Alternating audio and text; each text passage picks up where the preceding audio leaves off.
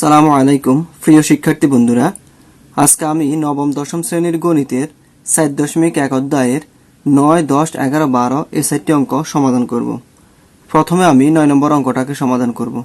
9 নম্বর প্রশ্নে আমাদেরকে বলছে প্রমাণ করো 4 to the power n minus 1 by 2 to the power n minus 1 is equal to 2 to the power n plus 1। তো অঙ্কটাকে আমরা বাম পক্ষ থেকে কাজ করব, ডান পক্ষ দেখাবো। এখানে আমি বাম পক্ষ লিখে নিয়েছি।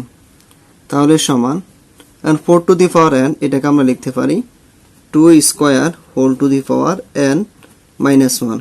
কেন? কারণ আমরা জানি 4 যে কথা 2 স্কয়ার একই কথা। নিচে 2 to the power n minus 1 যেভাবে আছে এইভাবে। তাহলে সমান এখন 2 square whole to the power n, এটাকে আমরা লিখতে পারি 2 to the power n whole square. কারণ আমরা জানি পাওয়ারের সাথে পাওয়ার সম্পর্ক হচ্ছে গুণের। তাহলে 2 আর n এটা সম্পর্ক হচ্ছে গুণের সম্পর্ক। আর গুণের সময় আগ পিস করে লিখলে কোনো অসুবিধা হয় না, কারণ আমরা জানি a ইন্টু বি যে কথা b ইন্টু এ একই কথা। তাহলে এখানে 2 ইন্টু n যে কথা n ইন্টু 2 একই কথা। মাইনাস 1কে আমরা লিখতে পারি 1 স্কয়ার, কারণ 1 এর উপর পাওয়ার যাই দিই না কেন তার মানে কোনো চেঞ্জ হয় না। নিচে 2 to the power n minus 1 যেভাবে আছে এভাবে। তাহলে সমান এবার উপর আমরা a স্কয়ার মাইনাস b স্কয়ারের সূত্র দিব। এখানে a জায়গায় আছে 2 টু দি পাওয়ার n আর b এর জায়গায় আছে 1। তো আমরা জানি a square minus b square সমান a plus b into a minus b। তাহলে হবে 2 to the power n plus 1 into 2 to the power n minus 1। a square minus b square সূত্র দিলাম। নিচে 2 to the power n minus 1 যেভাবে আছে এভাবে। এবার উপরে 2 to the power n minus 1 আর নিচে 2 to the power n minus 1 কাটা যায়। তাহলে সমান বাকি আছে 2 to the power n plus 1। তো আমাদেরকে ডান পক্ষে 2 to the power n plus 1 দেখানোর জন্য বলছে, তাহলে আমরা ডান পক্ষ পেয়ে গেছি। তাহলে সমান সমান রাইট সাইড, অর্থাৎ আমাদের 9 নম্বর অঙ্কটা প্রমাণ করা শেষ। এবার আমি 10 নম্বর অঙ্কটাকে সমাধান করব। 10 নম্বর প্রশ্নে আমাদেরকে বলছে প্রমাণ করো 2 to the power 2p plus 1 into 3 to the power 2p plus q into 5 to the power p plus q into 6 to the power p by 3 to the power p minus 2 into 6 to the power 2p plus 2 into 10 to the power p into 15 2 to the power q is equal to half। তো অঙ্কটাকে সমাধান করতে হলেও আমাদেরকে বাম পক্ষ থেকে কাজ করতে হবে এবং ডান পক্ষ প্রমাণ করতে হবে। তো এখানে আমি বাম পক্ষ লিখে নিছি। তাহলে সমান 2 to the power 2p plus 1 যেভাবে আছে এভাবে into 3 to the power 2p plus q যেভাবে আছে এভাবে into 5 to the power p plus q যেভাবে আছে এভাবে ইন্টু এখন 6 কে আমরা লিখব 3 into 2 2 to the power p। আর প্রশ্ন হচ্ছে আমি 6 কে 3 ইন্টু 2 কেন লিখছি? তো মনে রাখতে হবে এই নিয়মে সবগুলো অঙ্ক করতে হলে আমরা বেসকে সব সময় 2 3 5 এই তিনটা সংখ্যাতে কনভার্ট করব। এই জন্য আমি 6 কে 3 এবং 2 এ কনভার্ট করে নিয়েছি। আমি আবার বলতেছি এই নিয়মে সবগুলো অঙ্ক করতে হলে আমরা বেসকে সব সময় 2 3 এবং 5 এ কনভার্ট করব। এই জন্যই 6 কে আমরা 3 ইন্টু 2 লিখে নিয়েছি।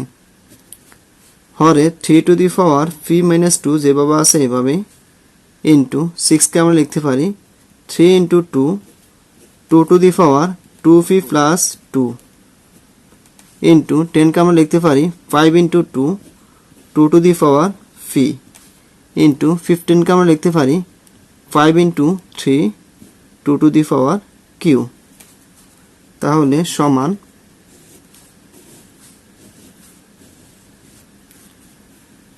2 to the power 2p plus 1 into 3 to the power 2p plus q into 5 to the power p plus q into এবার এখানে আমরা ভেঙে দেব 3 into 2 whole to the power p, এটা মানে হচ্ছে 3 to the power p into 2 to the power p।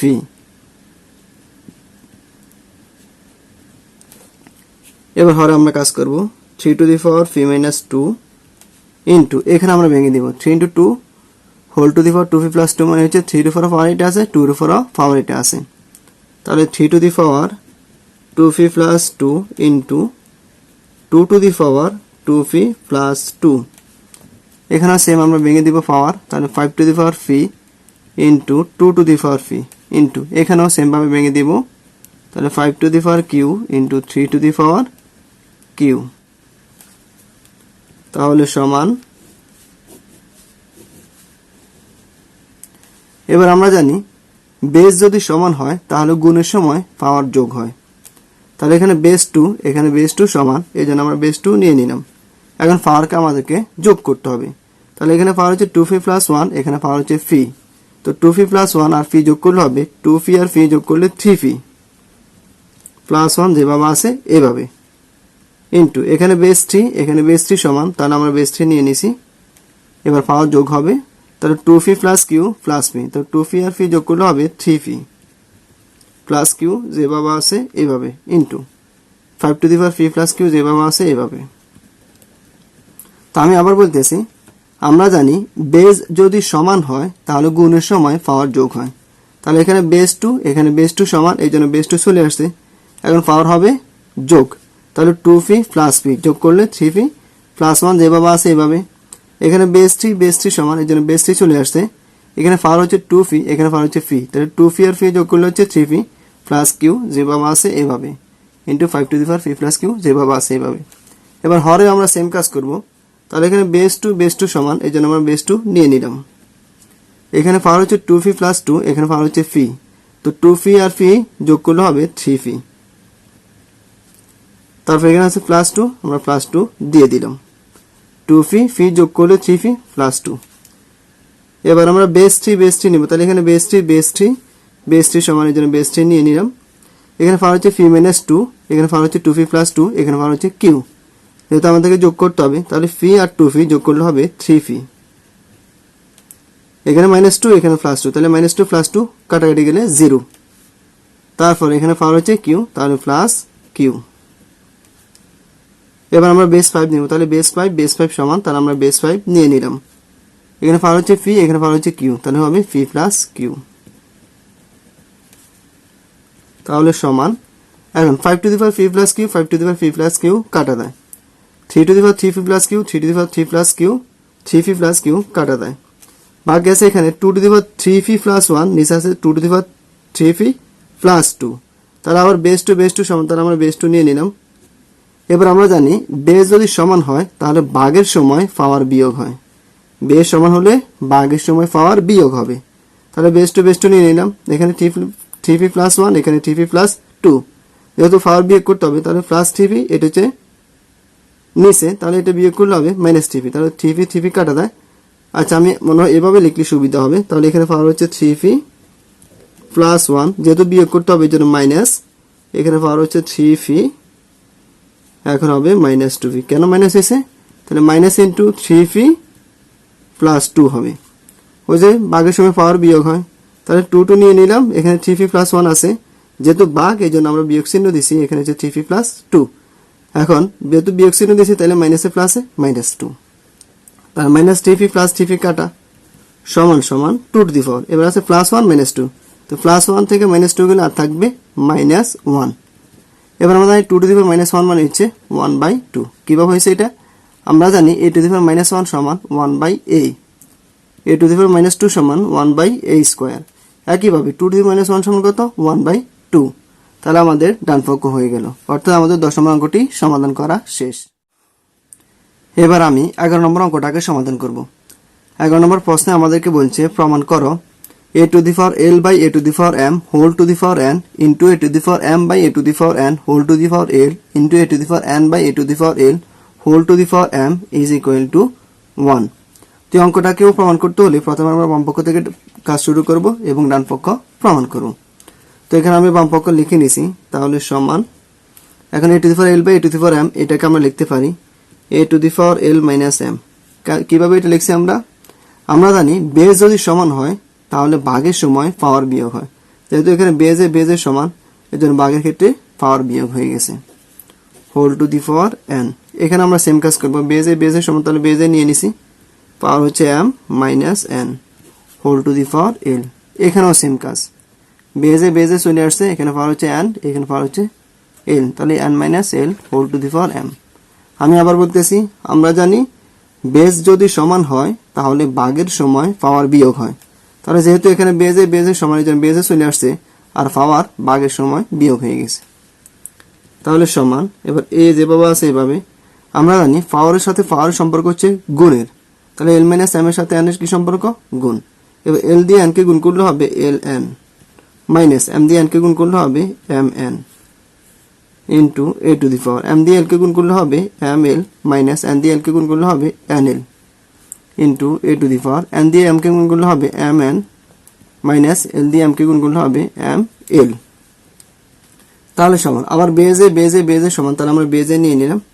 এবার আমরা জানি বেজ সমান হলে গুণের সময় পাওয়ার যোগ হয়, তাহলে L N minus M N, যেহেতু গুণ এই জন্য পাওয়ার যোগ হবে যোগ M L minus N L যোগ M N minus M L. এবার আমরা পাওয়ারকে যোগ বিয়োগ করব, তাহলে minus M L plus M L কাটা যায়, plus M N minus M N কাটা যায়, minus N L plus N L কাটা যায়। তো আমরা জানি পাশাপাশি কাটা গেলে 0, আর এ টু দি পাওয়ার 0 মান হচ্ছে 1, এটা সূত্র, এ টু দি পাওয়ার 0 মান 1, অর্থাৎ কোনো কিছুর পাওয়ার 0 হলে তার মান 1 হবে। তাহলে আমাদের 11 নম্বর অঙ্কটিও সমাধান করা শেষ।